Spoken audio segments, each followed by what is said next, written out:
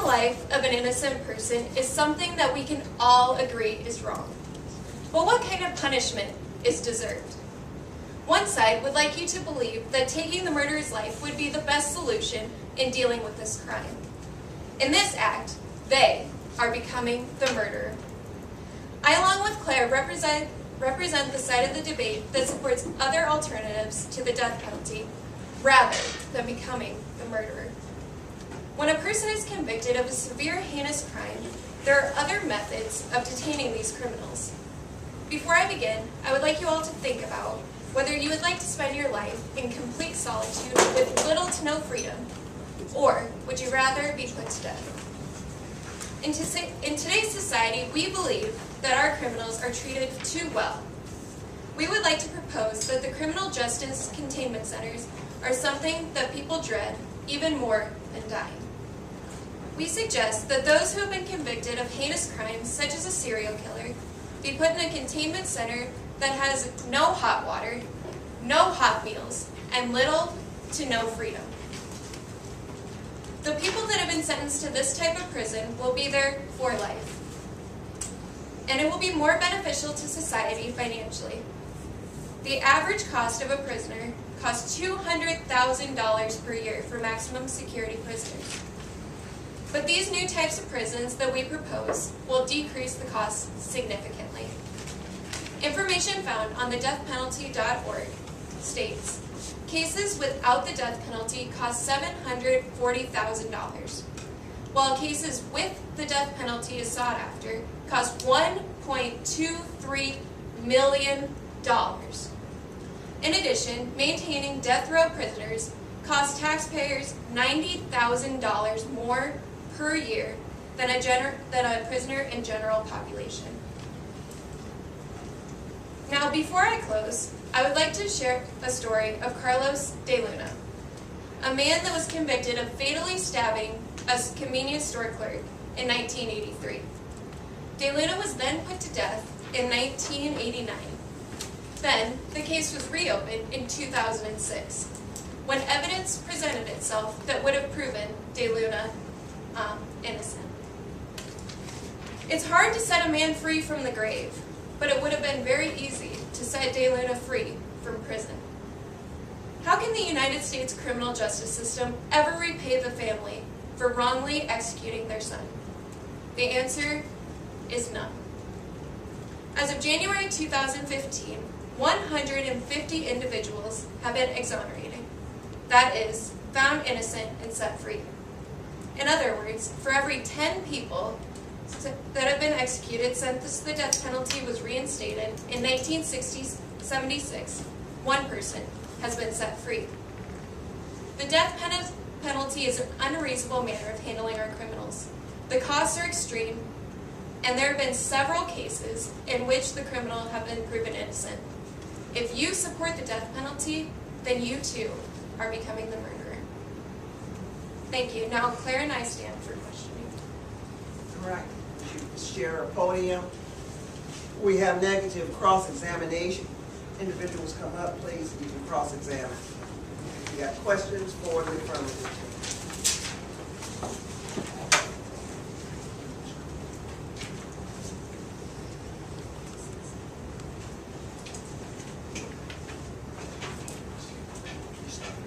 All right, your last statement, you said that if you support the death penalty, you're a murderer, correct? Correct. So, if I support the death penalty, I'm a murderer.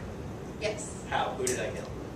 You are supporting those who are the murderer, which would be becoming the accessory to murder. By definition, that makes me a murderer because I support someone who kills. It makes you an accessory to murder. Okay. You said that it costs a lot of money to put someone to death, correct? Yes. And then you said put them in solitary confinement for the rest of their life. Yes. So wouldn't it cost more overall to put someone in solitary confinement for the rest of their life than to just put them in solitary death row for maybe 2 years? In our current system, it does. However, if we could instate the kind of solitude that we imagine, the cost would significantly decrease. But right now, it would cost much more money, correct? Currently, yes. Okay. And then You said it is cruel and unusual punishment to kill, right? Yes. And then wouldn't you say that it's also cruel and unusual to put someone in a little box and not feed them at all? Yes, but they're deserving of that crime. However, it is morally wrong for someone to be killed. But they're both cruel and unusual punishment, right? But one is much more wrong than the other. Okay. And it costs $90,000 a year more to put someone on death row, right? Yes. But so say someone's on death row, they may be on death row for like 3 years. But in life in prison, that's going to add up more than $90,000, right? Currently, it takes a lot longer when you're on death row, just because a lot of times they'll appeal. So it ended up costing a whole lot more. But $90,000 a year, correct? And then there's not nearly as many people in death row than there are in general pop prison. So it's going to cost more for that, correct? It costs more to be on death row, correct? Okay. I have no further questions. All right, thank you. Let's give them a hand. Now we'll have negative come up and constructive. Please introduce yourself following the script.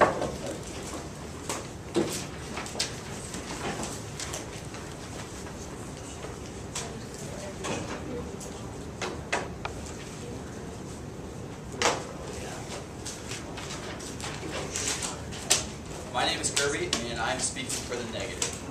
And our group feels as though the death penalty is a very valid option in of the circumstances of some cases. Hardened criminals who commit unspeakable crimes should not be allowed back into society, and the justice must be served for their actions.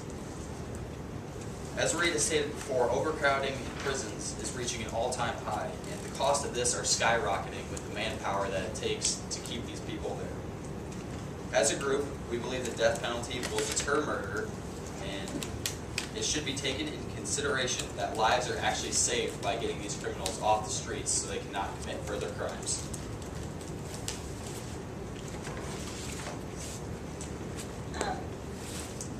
Death penalty is a very disputed idea in our society.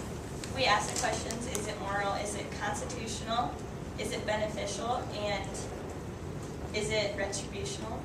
And I would say that crimes of rape, torture, treason, kidnapping, murder, etc. are very morally wrong, and not punishing these morally wrong crimes would be morally wrong. The Bible says in Exodus 21, chapter 21, verse 24, "But if there is any further injury, then you shall appoint as a penalty life for life, eye for eye, tooth for tooth, hand for hand, foot for foot, burn for burn, wound for wound, bruise for bruise." And that's the Old Testament.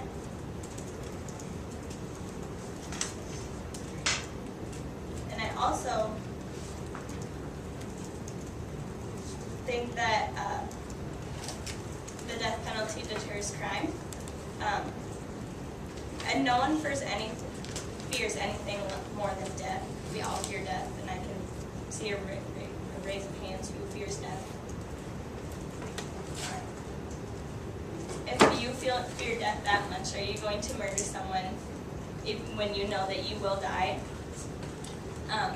Murderers obviously prefer life in prison because they get 3 meals a day, hot showers, they get to go outside, play games. And if death is the consequence of murder, then more people will fear murder more. The Washington Post said that 3 to 18 lives would be saved by an execution of each convicted killer. I also think that the death penalty leads to retribution. When someone takes a life, the balance of justice is disturbed. Unless the balance is restored, society will succumb to a rule of violence. The taking of a murderer's life restores the balance in our society, and the retribution will bring closure to a person's family that has a murder in, like, their family member has been murdered. And I also think that it is constitutional because it treats, if you don't kill the people that have murdered, you treat the members of the human race as non-humans that are objects to be toyed with or discarded. In conclusion, as a group, we understand that the moral debate behind this continues to rage on. As we stated before, just locking someone in solitude confinement forever can be considered a cruel and unusual punishment. And in giving them all sorts of things such as 3 meals a day that cost each and every one of us taxpayer dollars, and putting them back on the streets is just dangerous for everybody else. We are open to questions. Thank you. Cross-examination, affirmative.